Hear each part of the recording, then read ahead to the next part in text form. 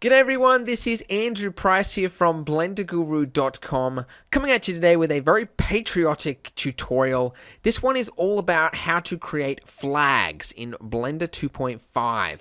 So this effect is something that you see a lot in movies, commercials, or anything where they just need to convey a sense of patriotism. I also use this effect in my short film, The Ballad of the M4 Carbine, in the final shot where I had 3 flags showing. So I've had a lot of people email me asking me how to create this effect. So I thought I'd just give a quick tutorial on how to set it all up, how to get it working. So that's what we're going to be doing in this tutorial. So go ahead and start by opening up a new scene. And we're going to start by deleting the default cube and adding a plane. Now, this plane is obviously going to be our flag, so I'm going to rotate it by 90 degrees, just so that it's flush with the floor there.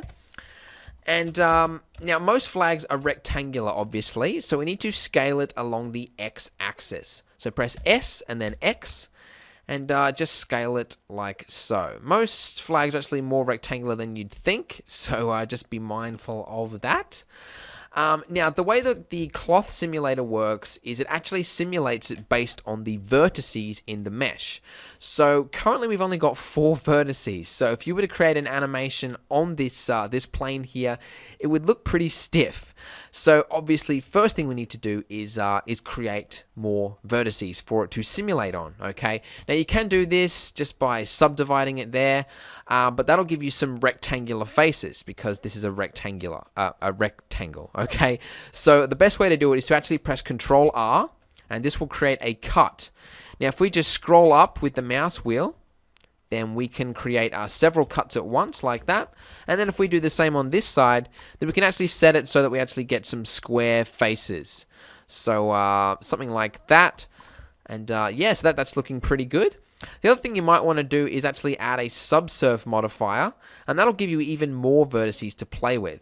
Now, obviously, the more vertices you have, the more realistic your simulation is going to look. However, it's also going to take a lot longer for the simulation to calculate. So be advised, if you've got a slow computer, you might want to use a lot less vertices, or just leave it to simulate overnight or something like that. It's up to you. For my my final animation that I showed you at the beginning, I used a subdivision of 2. But for the sake of this tutorial, I'm actually going to turn it off. We're just going to use these vertices here, just so that the tutorial can run smoothly. Now, to get the cloth simulator working, what you need to do is go to the physics panel here. I'm going to minimize all these other ones that we don't need. The only one we need to focus on is cloth. So go ahead and click Add. You'll get all these options pop up: cache, collision, stiffness, scaling, all that other stuff. It's all very confusing. Don't worry, you don't need to use most of it. So if we just press Alt-A right now, you'll actually see that the plane just drops, okay? Now, the reason for that is the cloth simulator is actually working. However, we haven't got any other dynamics in there, like wind or anything like that, so the cloth is simply just dropping, okay? Like it would in the real world. So, excuse me while I get a drink. First thing we need to do is we need to create a pinning point. So this point is it's a point basically where it's just going to remain stationary, okay? Now, because this is a flag, an animated flag, the wind is going to be blowing from left to right. So obviously we want this edge here on the left to remain stationary, and we want the rest of the flag to be blowing around, okay? So, so the easiest way to do that is you define it by clicking pinning there, okay? And it'll ask you for a vertex group for the pinning to apply to. Now, currently we haven't got any groups, okay? So first thing you need to do is click on Object Data, okay? And then go down here to Vertex Groups, click the plus arrow there, the plus button, and then if you enter Edit Mode, these extra options here, assign, remove, things like that. Now, what you need to do is select one edge. So by holding down Alt and by right-clicking, you can actually select a whole edge, as I am here. So we're going to select this edge here. And if we click Assign, what that's going to do is it's going to take that weight value there of 1, and it's going to assign it to that edge there. Okay, now the rest of the plane is by default going to have a weight value of 0, but that edge there is going to have a value of 1. And in fact, if we enter weight paint mode, you can see there that edge there is completely solid red, and the rest of it is blue. That means that that has a weight value of 1, and the rest of it is 0. Hopefully, that all makes sense, okay? Now, if you go back to the cloth simulator, and click here, by default, you've got the group name there, so just click that. And now if we press Alt-A to play the animation, you can see that that edge there is now remaining stationary like it should, and the rest of it is now falling. And so you can see the cloth simulator is is creating ripples and things like that. So it's looking quite realistic. The only problem is that the cloth is actually going through itself. It's not interacting with itself. It's all just flowing on its own sort of thing. So the big important one you need to click is go into cloth collision and click self collision. Okay. Leave all the settings as default, and now if we rebake that simulation, you can see here that the cloth is now bunching up as it should, and it's all behaving the way real cloth should. Okay, next thing we're going to add is we're going to add some wind. Okay, the easiest way to add wind is press Shift A, go down to Force Fields, and then click Wind, and you'll get this circle-looking object appear. Now, excuse me. The way this object works is it'll blow wind into your scene based on the direction of that arrow there. Okay, so if we just rotate this by 90 degrees, and that's a way you can clear the simulation data. By the way, if you just go into edit mode and out of it again, that's a quick way to clear it. Now, if we render this, you'll see that there isn't actually much effect. The wind isn't really having an effect on it. Now, the reason for that is the wind is sitting completely in line with the plane. This is a common mistake a lot of people make, and I made it when I was first doing this. I couldn't figure out what was going on. But in real life, if you had wind perfectly coming in the same direction as the way, if you held like a thin piece of paper and it was going in line with the paper, it wouldn't actually be affected by it. The wind would just flow straight past it. So what you actually need to do is rotate it just a little bit, and it'll then pick it up on one side, and you'll actually get the plane then start interacting with the wind. Okay. The other thing you need to do as well is you actually need to turn up the wind. By default, the strength is set to 1, which is actually quite low. I'm going to change it to 600, okay, which seems like a lot, but it's what you need for the simulation to start working. So if we now rebake this simulation, you should see, hopefully, it'll be embarrassing if it doesn't work. Okay, it should pick it up eventually. Okay, there we go. So it can take a while before you can start seeing the effects of the wind and things like that, but the wind is working. The problem is that the cloth actually is quite heavy. It's behaving more like, I don't know, if you had like a leather coat or something, and it's sort of weighing it down quite a lot. The reason for that is the mass setting right there. That defines basically how heavy the cloth is. So we're gonna change a few of these settings just for what I used for my final animation to get some more realistic looking flag looking results. Okay. So I'm gonna set the mass to 0.02. The other thing I'm going to change is the bending. Now, the higher you set that bending, the bigger the wrinkles you're going to get. Now, I want it to be quite small, so I'm going to set that to a 0.3. I'm also going to set the spring to 1. And that basically just defines the dampening. So basically how slow the animation is going to look. So if we set that as 50, it's going to be really, really super slow. So I'm going to change it to 1 just so that it's a lot faster. And now if we just rebake this simulation, you should see a lot more lively looking cloth there if we've done it correctly.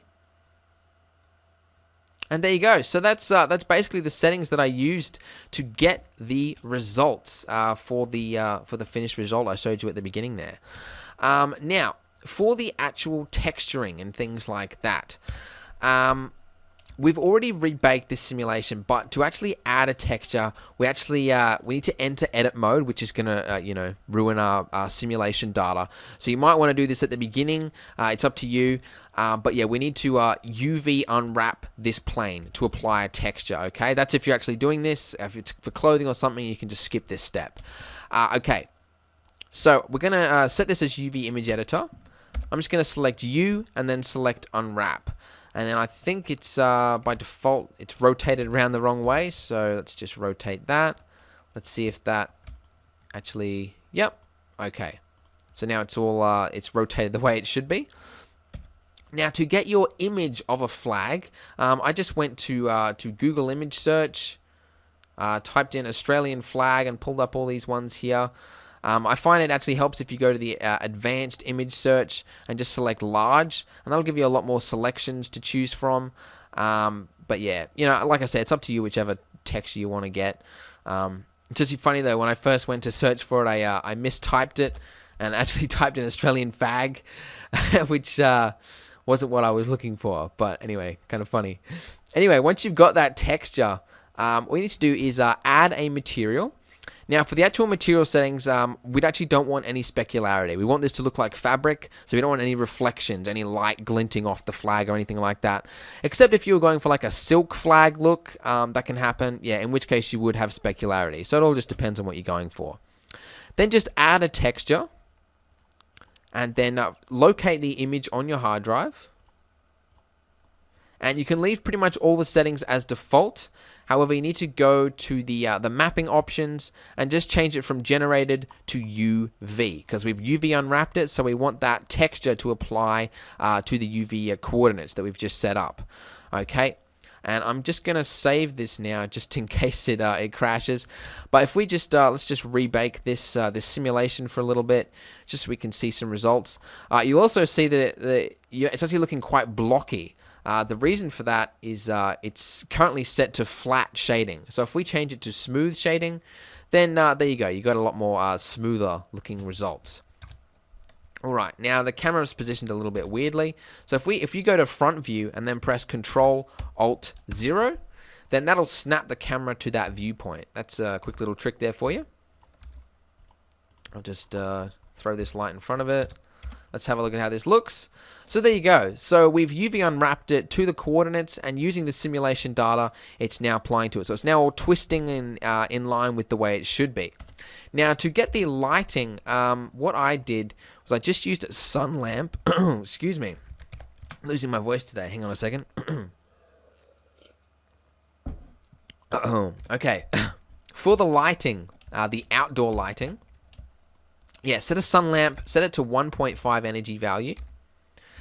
Just going to point it about there. As a quick tip, by the way, guys, you know, for composition and things like that, if you want the flag to appear very powerful and mighty and majestic, whatever, position the camera underneath the flag, looking up at it, and that'll make the flag look a lot more powerful than if it's in line with it. So just a quick little tip there. Now, if we render this now, you can see it's looking okay. If this was an outdoor scene, like mine was, you might want to create another sun lamp on the other side with a lot less energy value, and give it a sky color. So that'll just simulate basic sky shading, sort of like, you know, the sky reflecting onto the flag, because that is very important. A lot of people forget that. They only add a sun and their outdoor scene looks a little bit fake. The other thing you might want to do is, if you can see up here, we've got a very, very dark looking shadow. And the reason for that is you've only got lighting coming from the top. You haven't got anything coming from underneath or you know, flat onto the camera. So I'm just going to go ahead and create a area lamp. So let's go lamp, area. Going to rotate this just so that I'm just going to create one pretty much flat on with the flag, just so we've got some, I don't know, looking a little bit like environmental interaction, I suppose. So it's sort of reflecting the scene in the background or something. And that is way too big. You can sort of change these settings to what you want. And you probably need to turn down the energy value for that a lot. And I'm just going to give it a slight sky color as well as the other one as well. So let's have a look at how that looks. Okay, so it's looking a lot better. And I think also for my final one, I also just duplicated that area lamp and just created a sort of like a drop down thing, just from the top, just to give it a look like you know, the sky reflecting onto it. You know, these are all optional. You do need to experiment with what sort of scene you're going for, and yeah. Now for the background, what I actually did, I wasn't going to do a tutorial on this, but I don't know, I might as well. I got a bit of time now. What I did was I didn't use what I wanted to have clouds in the background that were actually moving past. Now you can normally just add clouds, in the world texture options, but because I wanted it moving, what I did was I added a plane. I quickly UV unwrapped it like this. UV. Let's just see what the coordinates it's using. Wrong way again. I'm not sure why UV coordinates are always around the wrong way. I don't know why, but anyway. Now, I just used an image that I got off CG Textures, okay? So, it's a Skies 239. If you can keep a lookout for that if that's what you're after. Now, what I'm going to do is just position this. Basically, we just want this plane to be in the background of our scene. Like so, sort of in line with the rotation of the camera, okay? So something like this, that looks okay.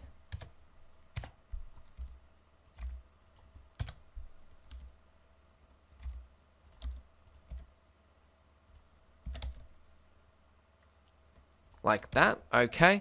And then I just selected just a part of this picture because it's quite a large picture, so you can actually get away with this sort of scaling and things like that. Then I just added a material, turned on shadeless, texture, image. I'm just doing this very quickly. It's not essential for the tutorial, so I'm speeding it along.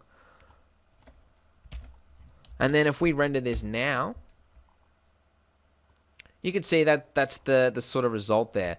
And also, I think for my that's the result we've ended up with from this tutorial. I'll just jump back now to the final finished result that I used. I also created a flagpole here, yeah, for the oh, that's the other thing I didn't show you. The plane in the background, sorry, as that animates, just moves slightly from left to right as well. That just gives you some very subtle movement of the clouds in the background, because you got the flag blowing in the front there, so it can help to just have the environment interacting as well. So just a few things to keep in mind of, and yeah, so just have a lot of fun with this. A couple of things to note: the beginning of your animation is always pretty much going to look like crap. So, so for example, if you see here, I've got my flag sort of half falling, and then it goes like that. So you might want to start, if you want to, put this on YouTube or something, your final result, sort of start the animation at about frame 100, so that the simulation has already had a time to begin and start. Other things I did, I created a flagpole. Also, flags aren't usually ever stuck to a pole. They're usually placed on a string, okay? So if you want really realistic results, for a scene or whatever, make sure you model a string. Things like that just can help to sell the scene a little bit better. The other thing I did was I actually animated the wind as well. So if you have a look at this, you can actually see here that the wind is moving. Just very, very slightly, just from left to right. And I thought that helped just to give the flag just a little bit more randomized movement. And also you can change in the wind options, you can turn on noise a little bit. I set that to 10, and that'll just make the wind not be, completely constant, blowing at, strength 100. It sort of goes in and out a little bit. So that's just a few extra tips there for you, very optional, but there you go. So that is the finished result that we've ended up with from this tutorial. So I hope you've learned something from it. As always, I'm very interested to see the results you guys get. So yeah, if you create something with this tutorial, if you could just paste that in the comments section, I'd love to see what you create. And yeah. Anyway, that's all from me. I hope you've enjoyed this tutorial. Thanks very much for watching.